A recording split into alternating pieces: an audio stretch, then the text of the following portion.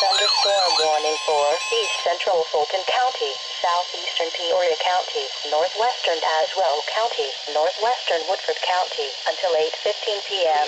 At 7:22 p.m., a severe thunderstorm was located 6 miles southwest of Glassford and moving northeast at 40 miles per hour.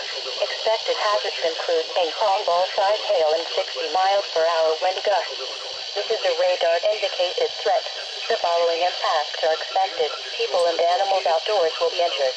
Expect hail damage to roofs, siding, windows, vehicles, and crops. Expect wind damage to roofs, siding, and trees.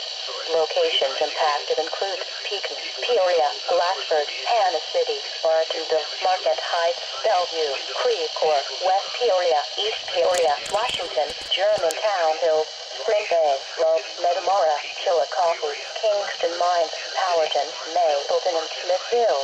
This includes Interstate 74 between mile markers 84 and 100.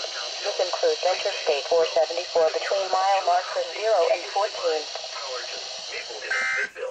This includes Interstate 74 between mile markers 84 and 100.